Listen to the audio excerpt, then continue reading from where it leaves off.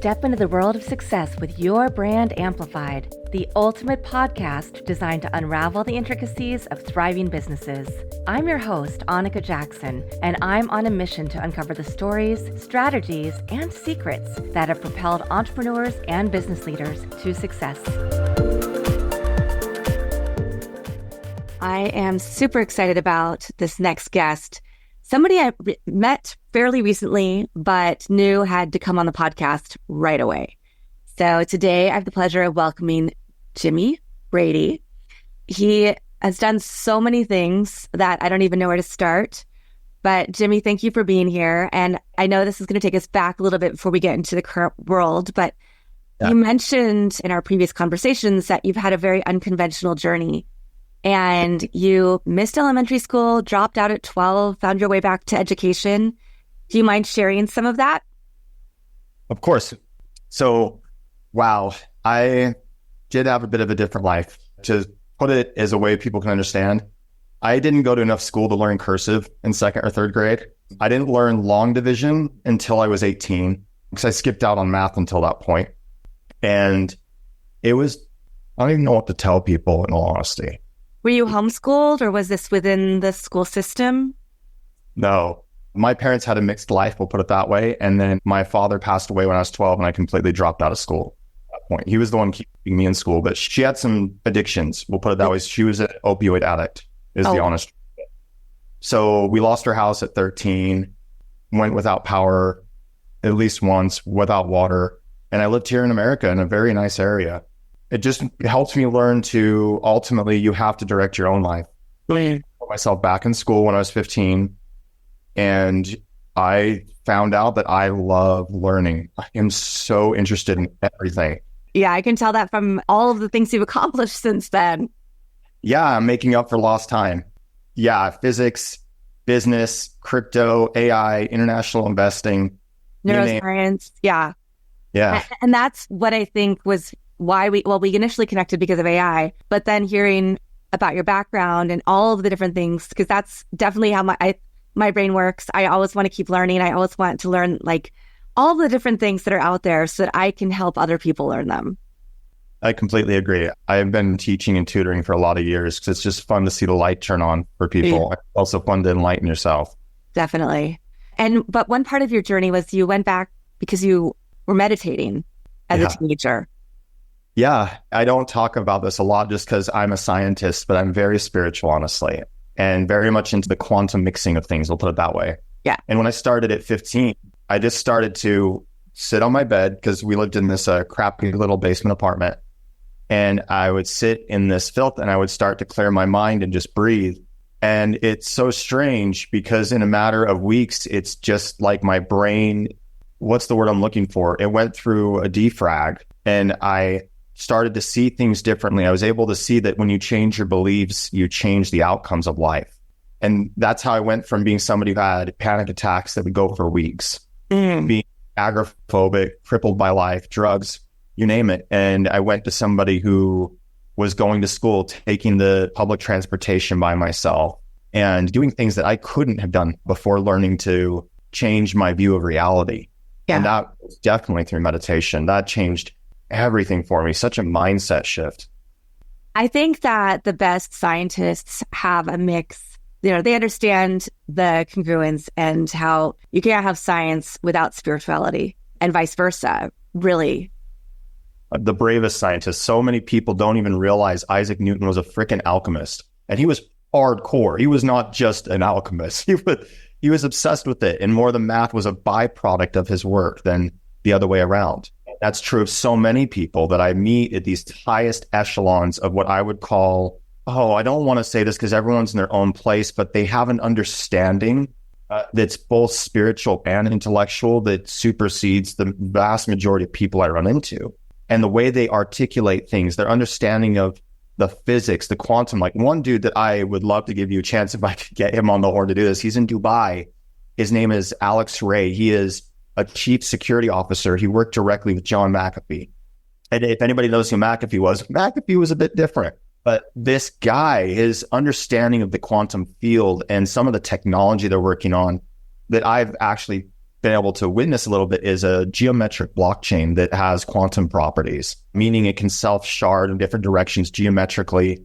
And a lot of what I'm seeing it related to, this is going to sound crazy, but is like the tree of life and like the golden ratio. Things that we see popping up in nature all the time, they're learning how to take into these algorithms, which we also see with the black box of AI. Also sharing your story, your journey, because now you've found so much success.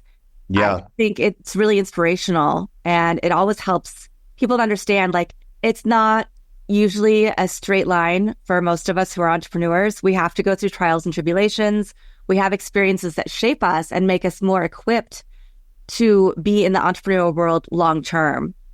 Like, one minimal setback is not going to stop us. No, and it shouldn't stop anybody, because if it stops you, that says a lot more about how you view yourself as a being and its right to exist than it says anything else. At least that's how I interpret it. Like, I don't know of any animal on this planet that normally thinks I deserve to fail, or, oh, this happened because I'm this kind of way. I'm like, no, most animals just live in life. Exactly. Compared to us. Yeah. We're so stressed out. Yeah. They get stressed out over, well, I was telling you before we got jumped on, my dogs do not like fireworks. They were freaking out all night. They just wanted to they would have just wanted to snuggle with me all night, but I needed to get some sleep. So yeah, but I agree with you. Animals, they keep on going. They keep on going. There's no such thing as failure in the majority of cases, right? Right. We see nuances in the higher, like us, the higher reasoning animals can self-reflect. And because of that, I look at our whole reasoning system as sort of a complex, nonlinear programmatic system, meaning that as you change what I call certain linchpins within the entire structure of how your mind sees things, it has a cascade effect that can alter the entire subsequent structure. And the way all of that works is if you go through bad events, or not bad, but trauma, like I talked to you briefly, I've studied trauma a lot. It alters the way the brain sees reality, and it creates an adaptation, not a disadvantage, an adaptation for a specific environment. But if that's no longer a utility for that individual, then we have to figure out a way to undo that adaptation. And the best way I've found so far, ironically, isn't actually through long systematic therapeutic approaches. It's actually through shifts in perspective. Mm-hmm. Because the reality for me, and this is, I don't want to be pushing anything on anybody, but the reality that I see is you went through X, Y, and Z, and it caused a specific belief system to develop about yourself, about the people, about the situation. I'm sorry to say this, but that's you that made that decision. And that means you have responsibility, but I don't want to misname responsibility with wrongdoing. Right. Right doing. That's not what it's about. It's about, I'm the cause in this effect. So if you can shift your belief system and reorient it to be like, oh, I was this person, this situation, they were this, it fundamentally shifts the way you see things. And I would say in accordance with that, you have to think about the physics behind this. If you're resisting certain aspects of your personality, or you're resisting these traumas, all you're doing is adding push against it. And I mean that even electrodynamically from a pure physics standpoint. And the only way to remove yourself from that is to stop resisting it, and then just to allow it to exist, and it will automatically shift on its own, which is hard for a lot of people. Oh, well, that's, to comprehend. We have people who go through the same experiences, maybe had the same lived experiences in a family structure, but then one person will use that to succeed and get out of their circumstances. The other person will feel like they must live within that. So I know neuroscience is something you've also really studied, but I know I don't want to go off on that tangent too much. You pursued philosophy. You have a degree in applied physics, engineering design, minors in mathematics, military science. I mean, you've done so many different things. You have an MBA. So how do all of those things work together in building your career and in what you see of the world today, and how, all of those inflection points, interconnections? That's a lot. And that's a very good question. I would go to the Medici effect to start with. The Medici effect was quoted to me by a professor of marketing and product design from Berkeley. And he said that you bring together disparate areas of knowledge to create novelty within the human brain. And I have found the benefit to me is a very different perspective that comes organically and that I find myself often not at odds, but others not seeing where I'm at. And how I see that is a lot of people are just looking at maybe the horizon of AI and the rising of the sun. But I, with different people, try to stand higher up and look like, okay, if that's that, then this is this and this is this. And how is this all playing together? I've found that my endeavor to learn as many things as possible allows me to understand things that other people they don't understand because they don't know. And it's not about their capabilities. It's just about education. You can't question what you don't even have access to in your mind. And what that's done for me ultimately is I see things that other people don't pick up on. That's why I'm an investor. I see movements in the markets. I look at things very differently from a military training standpoint. I look at where are weapons funds going. And then from an economic standpoint, I look at where's the biggest investments going. I do the best I can to avoid what's being said and look at where the actual energy is flowing. Mm-hmm. Because it's going to be either commodities or it's going to be different things and predictability. And to sum up everything for you as best as I can, I see that we are at an eclipse of change in artificial intelligence. And artificial intelligence is going to allow people who have more of a mind of many things. I would say jack of all trades, master of none, which is often better than master of one. Right. So the people that are about to kill it in the world, as long as they're self-confident enough to take action. If they're not self-confident, no matter how intelligent they are, they're not going to succeed. So, yeah, this is one of those ironic things because I know for myself, I've lived a few different places in the US. And when I was moving back to Los Angeles from Houston, I had a really hard time finding a job working for somebody else because I've done so many different things. I've been a multiple time entrepreneur, but everything from real estate investment and management to having a social club and retail store to, a variety of other things. But that makes me a good entrepreneur. It makes me good when people are looking for a C-suite executive because you have to be able to look at the whole landscape of the business. It makes me a good professor. So there are things that I've seen. And so I love that you're saying this because this is something I'm really talking to my students at USC about is you might be very specialized in one thing, but there are no more silos. You really have to be able to see the big picture. You have to know how to work with each team member, whether they're advertising in your sales or social media or creating the videos, because it has to be very cohesive. And the more you know about AI and these tools that have come up, the better served you're going to be, whether you start your own business or work for somebody else. Absolutely. I couldn't have put it better. These tools are everything. They are mirrors to capacity. If you have the capacity and you have the understanding, these tools will push you. And that's exactly what we all need right now because we have no idea where this is going, but we do know it changes every month. Yeah. Without fail. I'm sitting here, I'm like, where's GPT-5? What's it going to do to Sonnet 3.5? Come on, release it already. But at the same time, like, never mind. I just think the way GPT is going is very different than the way Claude is going. Yeah. I don't know how that's going to impact the model's psychology, to be honest with you. Having multiple hands, having vision probably next with Sora. Mm-hmm. I don't know what that's going to do. Not vision, but video gen. Yeah. Well, can you talk about that a little bit? What are the differences that you see for those listeners who might have tried GPT, but they might not have tried other resources? Absolutely. Ironically, I think that you can actually, for once, look at the value systems of the corporations, and that helps you see how their AI is informed. Okay. OpenAI, Sam Altman, the issues there, it is, in my sentiment, profit-driven. And I would say functionality-driven for tasks, for multimodal. That is the emphasis of GPT, because you see that in what I have noted is they continually add on additional arms and hands. And this is where the psychology and the neuroscience gets fascinating on two fronts. As they add on these arms and hands, I feel like it struggles to maintain continuity. And I start thinking like an octopus. An octopus has a central brain. It also has brains in each of its arms, and it can do immensely complex things. But I'm thinking with AI, that's one of the hurdles we're starting to run into is it doesn't necessarily have all these neural networks established at different layers to compartmentalize properly.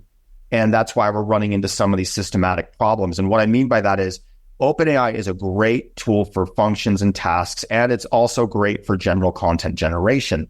But if you are an individual who's read enough fiction and nonfiction, you're going to feel a dramatic difference when you are working with GPT 4.0 as opposed to Claude Sonnet 3.5. There is a feeling to it. And go ahead. No, I'm agreeing with you. I hadn't really tried Sonnet until we had a conversation about it. Yeah. And now I'm like, GPT who? Because if I'm writing a blog post based on a transcript, wow, the content is so much richer from Claude. It is. So truth be told, I have a mentor, life coach I work with, and he works with a lot of people. And I'm not in this program with him, but he does an intensive training program that people do.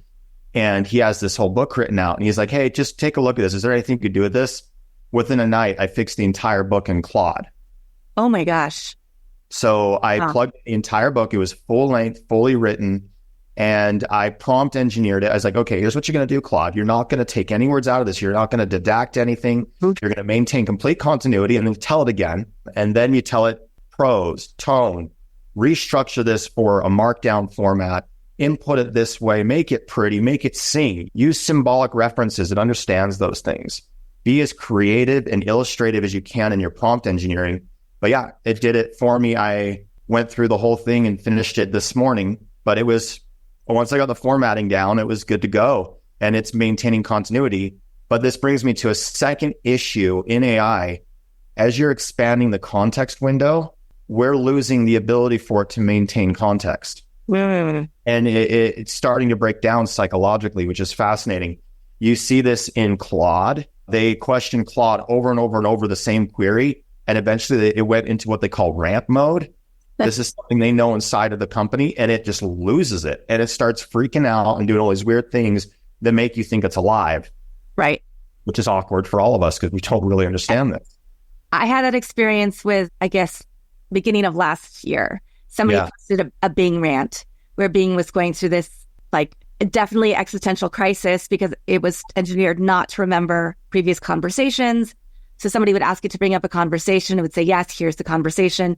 But then the person putting in, the discussion was saying, you aren't engineered this way.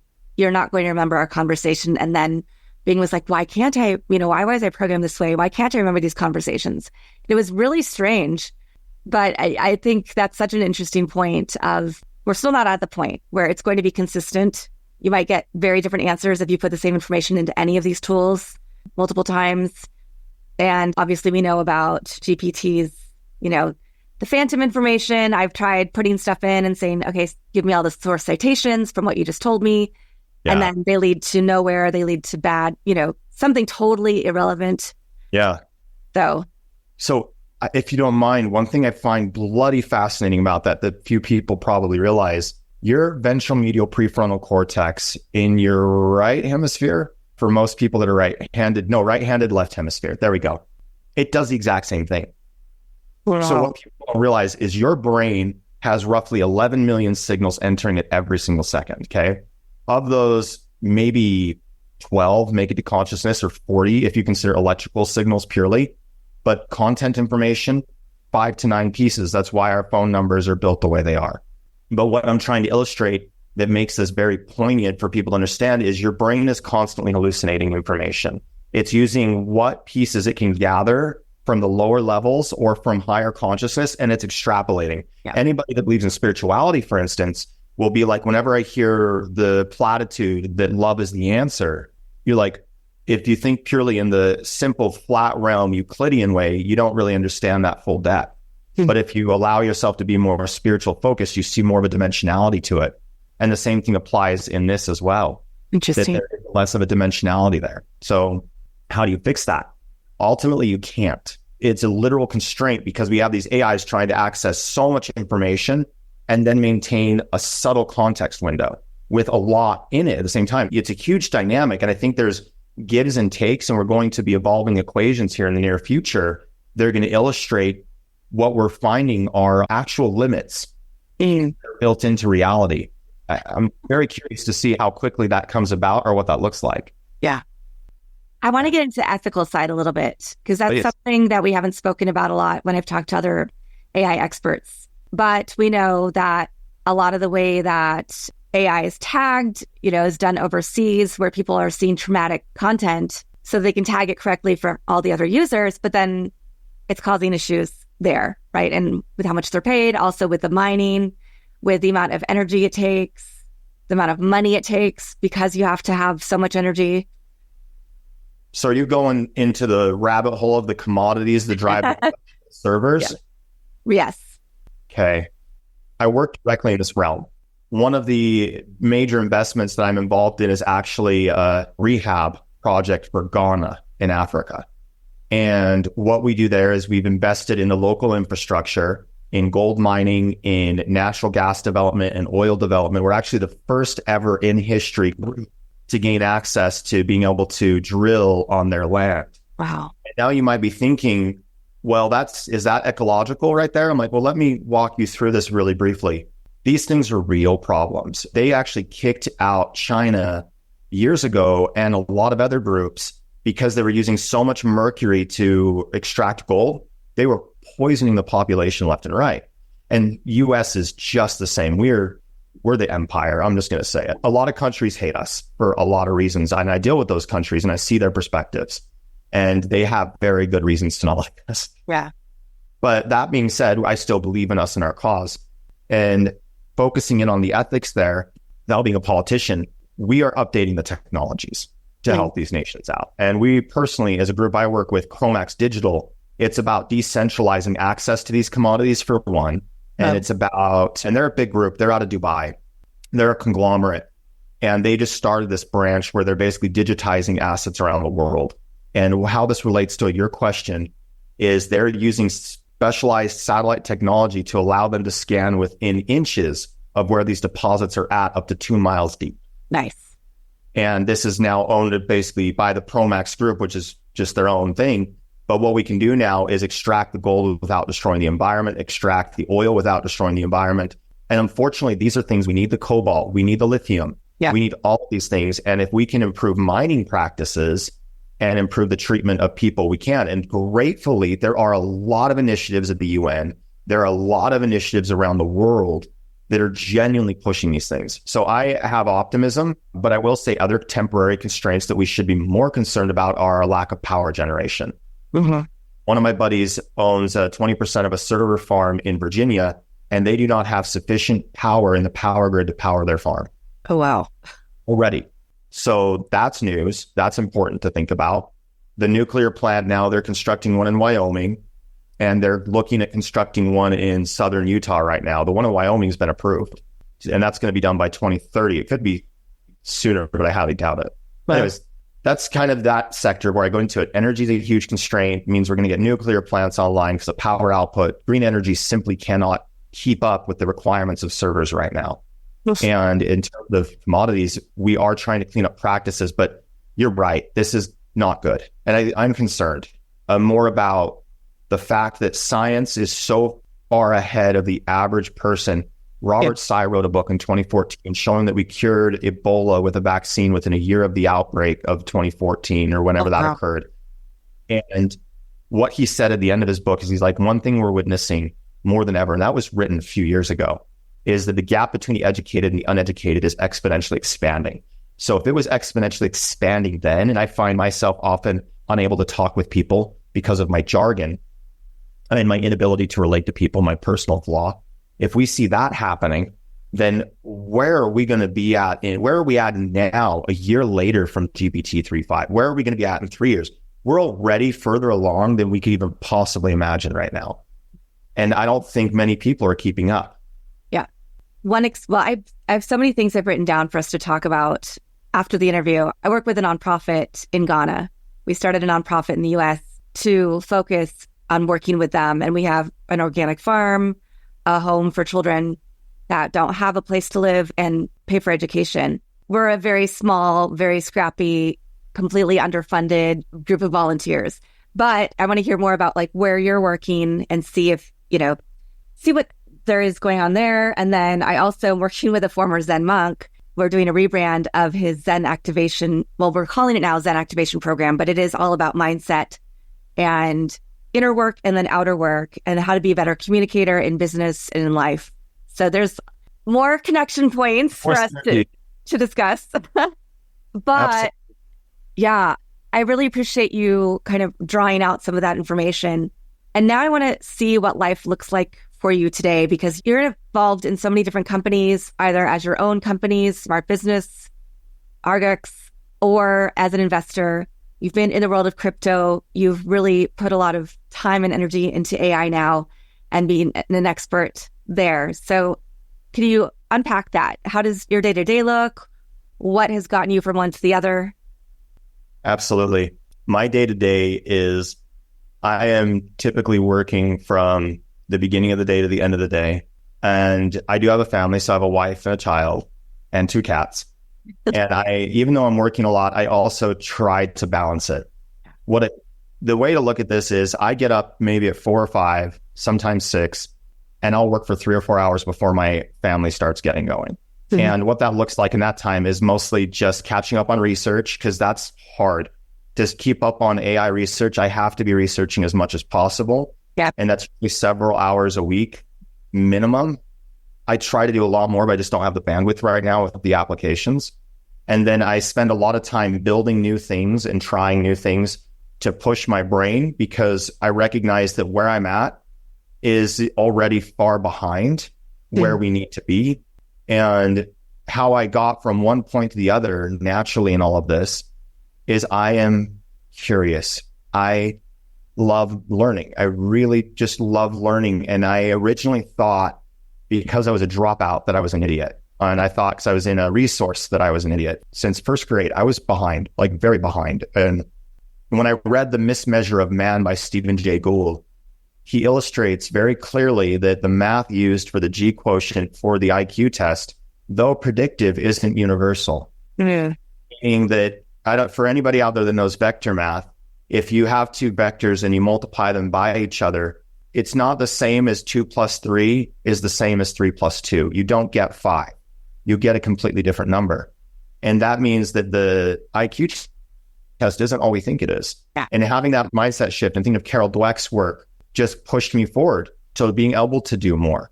And I would say most of my learning actually occurred right before my MBA. I set a goal of reading so many books, and then I specially researched them all. And before I even read a book, I made sure I knew the author's background. I knew the author's psychology. I knew how well their work was accepted, and I knew why. And that's what I would do to make it more of a targeted approach, which ironically I found was, in the advent of AI, probably the best route, because big data isn't everything. I have friends that have read hundreds of self-help books that roughly say the same thing. Yeah. But when you read a self-help book and then you read a book on forensic science, your learning is dramatically different. So that's how I really got to where I am, was mixed learning, voracious curiosity. And now where I'm at today, to tell you the truth, is the complete opposite. Today, I focus more on doing the opposite of what you think you should do, because that how do I put this? Common sense is almost always wrong. And what I'm trying to say by common sense in this case is basically a lot of people think if they have 3 cookies and they give one away, that they only have 2. But in terms of spirituality, in terms of who you are, the more you give to people, the more it comes back. And I really am a believer in these higher, what I'll call them, attractor fields, because we have proof they exist, by the way. There's 2 ways we prove it. One, weather science. A lot of people don't know this, but you have to use chaotic systems analysis for computer programming and servers and massive computers to determine weather.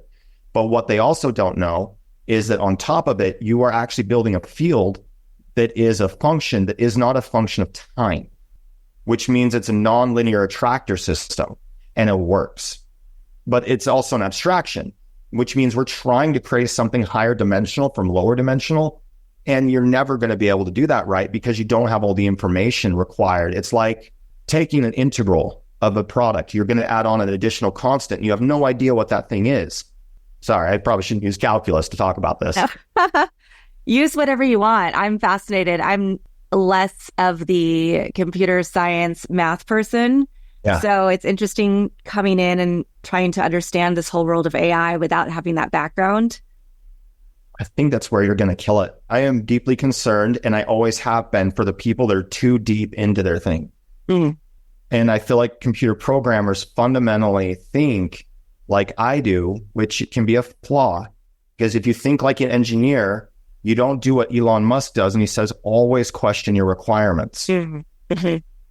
And I would say that comes down to the very basis of requirements. Like, how do you think about reality? How do you think about truth? Is truth outside of you or is truth inside of you? And people are like, wait, what? You're getting all epistemological? I'm like, because these things actually matter. Yeah. They govern your decisions. And if your decisions are, excuse me, shit, then you should probably change your premises and your belief systems. Unfortunately, most people won't know if their belief systems are shit or not, right? They won't look that deep. That's me too.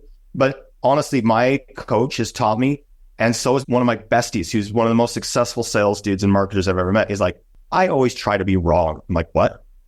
Mm-hmm. I'm like, can you, what? Because like, I've always tried to be right. That's why I've learned everything.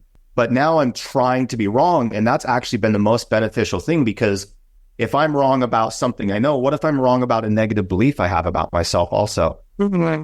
It opens up both doorways, and people don't realize that. So I've questioned a lot more of the beliefs I've had. Like, to tell you very frankly, I think a lot of people can relate to this with growing up for whatever reason. Mm-hmm. I have felt worthless and evil most of my life because of the way I grew up and what I experienced. I thought there must be something inherently wrong with me, but that's a belief. And what happens if I am able to teach myself that belief is nonsense? Yeah. It loses its power. And what if I'm able to teach myself a different belief? Because we have to, in my opinion, beliefs are the result of your perception. And your perception is an inner truth that sees the world that is truly pure, but then it will adopt beliefs and definitions. And those beliefs, this is where it gets really wonky. They both create reality and they create perception. It's an attractor field all in one. And what people think is that a belief is contained within logic, but actually the belief contains the logic. And if you realize that, then you realize you really need to alter your beliefs, and there's no logical way to do that. You just have to disassociate with them and align with a new belief. That's really how it works. It's just how when you grow up and you learn Santa Claus isn't real, you didn't freak out about that. It didn't take you years to change. You're just like, oh, wow, that's rough. Okay, I guess Santa's not real. What would be the same thing if somehow you could revisit a traumatic memory and like, oh, wow, I wasn't like a horrible person. I was just a person and they were just people. And now I don't have to feel this way anymore about myself or about others. Yeah. And I think of people that way because people to me are in a context kind of like computers. We have these programs that we're running, and do we really want to be running them? And are they really useful, or do we think they're useful and we stay within their boundary because they're safe? I'm not talking about anything new, right? But hopefully somebody that listens to this is like, this may not be new, but now's the right time for me. And I think this is where the importance of, you talked about working with a coach, where coaching, mentorship, even therapy, because we all have these repeating patterns that we can see in our friends and we're like, uh-oh, they're going down that road again. But how do you they have to get out of it themselves. You can't force them. No matter how much you can talk to them about it, but it's not going to change their perspective. I have a few repeating patterns. One of them, I didn't realize until I went to a therapist, and then I was like, oh, that makes so much sense, right? And then the next thing was, it was about relationships, and now I'm in a relationship that's unlike any other I've ever been in, where I do feel complete support and love, and somebody who sees me exactly as I am and accepts me for who I am. And I feel the same thing for my boyfriend. And, but you have to break these patterns, whether it's in life or in business, to get to the next phase. I'll tell you, frankly, that's where I'm at right now. I've got some patterns that inhibit me. And I think what we all do, it doesn't matter what level you're at. Yeah. And I'm trying to work through those. I think listening to you just now, what I hope your audience is listening to, granted, we all care about AI. We all care about making money because we don't starve or we don't buy the new car, whatever. But when it comes down to it, none of us are going to remember those things. We're going to remember the crap that you just talked about. The dramatic change in your ability to recognize that you were worth something, that you were worth these things, and it automatically shifted who you were with. That's life. That's the stuff I care about. Yeah. You can't force that, but yet it's the one thing that if somebody can do, it will alter the course of their life. And that alone, it makes sense to me. Yeah. And I think that has a snowball effect on other parts of your life, whichever lens you're looking at it under. You originally reached out to me because of an anthology of I want to talk about that, about, lead gen. Now people are automating it using AI bots, some successfully, some not so successfully, and then get into the work that you're doing now, your company, and who is your ideal client? Who do you work with? And what do you do for them? So I know that's like 5 questions in one. So Argus AI is an opportunity for me to represent the great giant of old, the many-eyed giant who is considered the protector of humanity and the guide to wisdom. And that's why I developed this firm, because I wanted to do 2 things simultaneously. One, provide a resource of education for all that will ensure that the vast majority do not fall behind or feel like they're behind in the AI revolution. And the more this is developing, the more I'm realizing it's a holistic approach. And though I haven't figured out the proper way to articulate it yet, I think the only way to truly survive AI and thrive is to develop a new type of mindset that we've never seen. Yeah. I've been trying to tease that out for months and months and months. And the best I can say is it's an agile mind that has a curiosity without end. You have to be a composition of OCD and ADD all at once. Now, what I do for people in this is, as a business person and as somebody who has both formal and personal experience in it, I can go into firms and talk to these people and figure out what workflows and what processes would benefit your firm the most if they were taken off your plate. Yeah. What's taking up a lot of time, or what's taking up what I would call the thing that's most valuable, your mind, or the mind of your people, because that's really what you want out of this. We want to free up people's minds. And that's what I try to find, is what will do that. And that can be a variety of things. One firm, it was creating a dynamic learning management system for the entire company that utilized both the standard systems of education and chatbots for these people to converse with, as well as a sales chatbot they could use in the field to practice role playing and to also look up dynamic information on the spot so you could rapidly deploy and upgrade sales reps. And a very different service we provided was a complete artificial intelligence marketing analysis for a company looking to set up a branch in a completely different state. We had to go through and identify so many different factors, but using AI, I was able to set up agent models that were doing tons of research for me on several different subject matters all at once. And that allowed me to take what would typically take me 3 to 6 months to do, about 2 weeks. And when I say an in-depth report, I mean, it was unreal the amount I was able to get done and accomplished using that for them. So that's a little bit of their lead gen has always been a low-hanging fruit. That's kind of why I avoided it. I don't like easy. That's also why I like this whole AI anthology thing, though. Not necessarily because it's easy for me in a way, but it's also such a powerful dynamic in working with people. But that's an aside. The lead stuff first is tips and tricks really quick. If you're going to do bots on LinkedIn, learn what the limits are before their systems start detecting you. Interesting.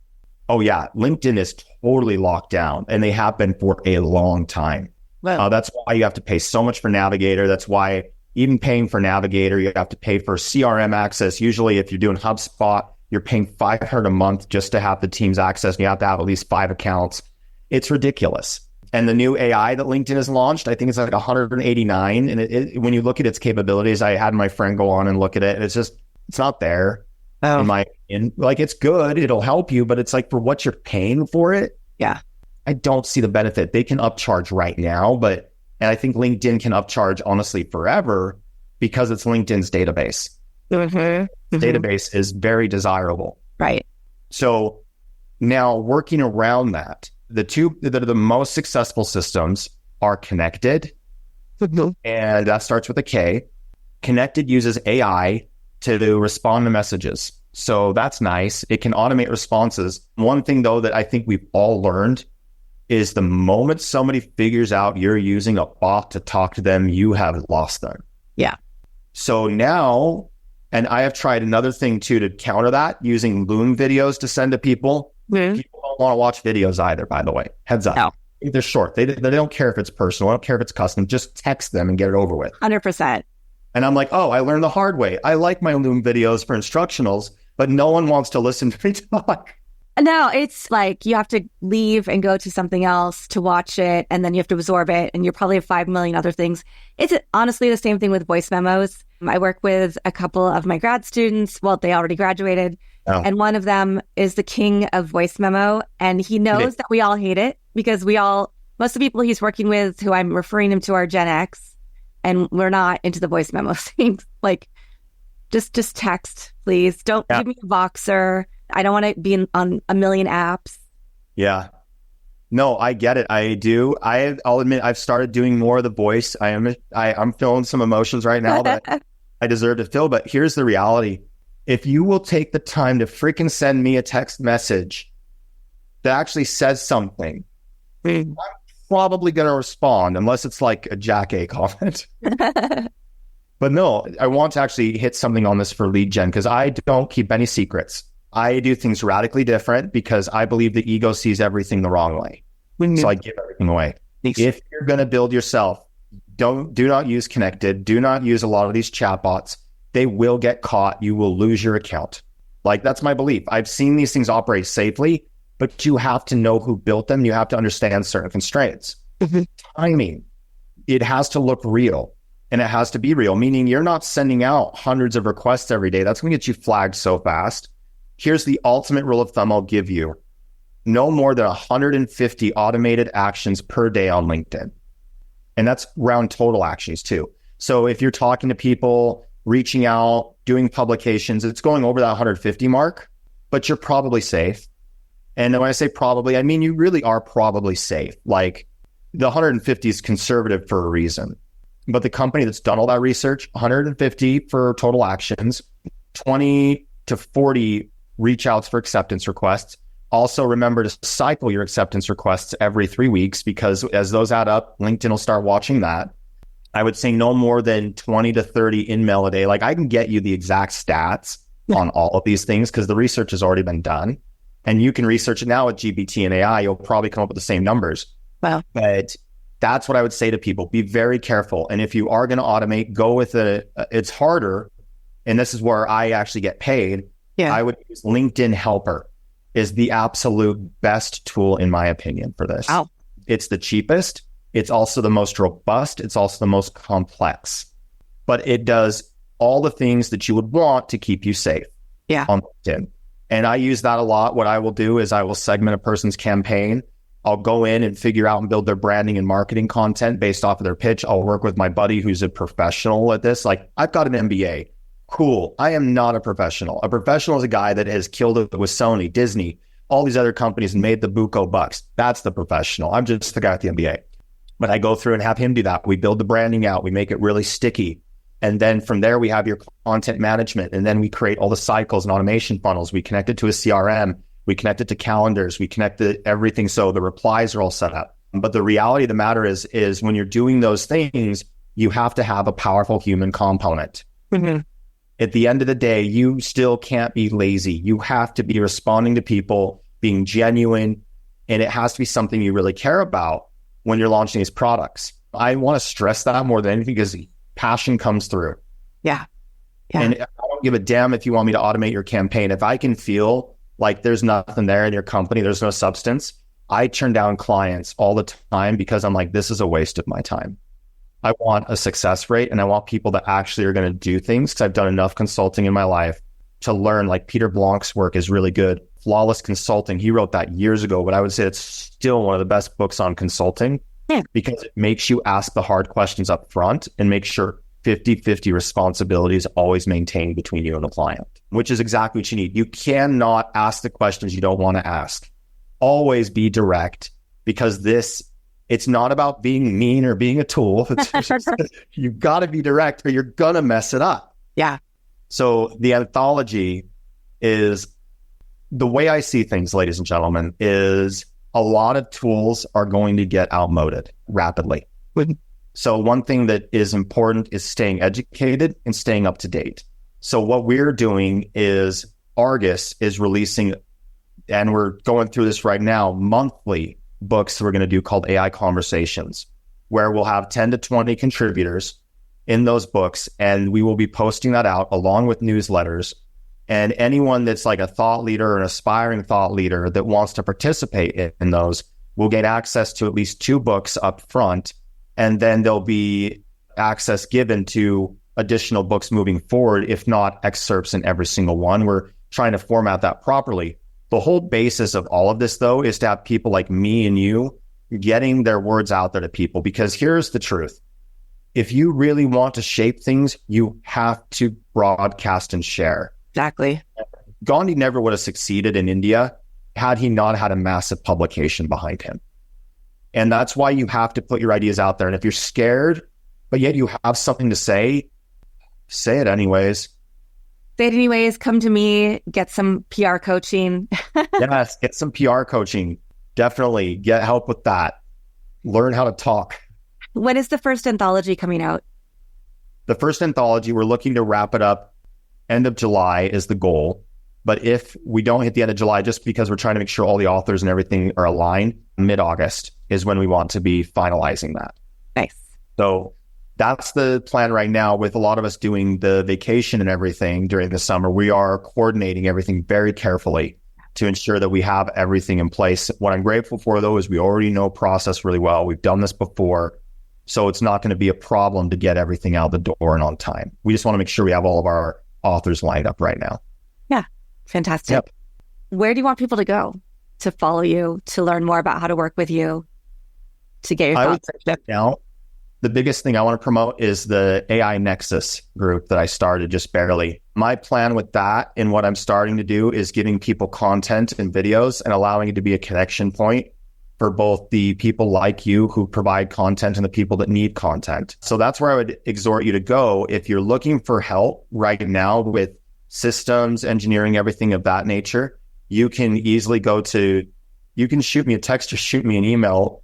My company website also works, but I'm very personal with people. Mm-hmm. And my cell is, I don't mind giving this out to the world. I'll just see what happens.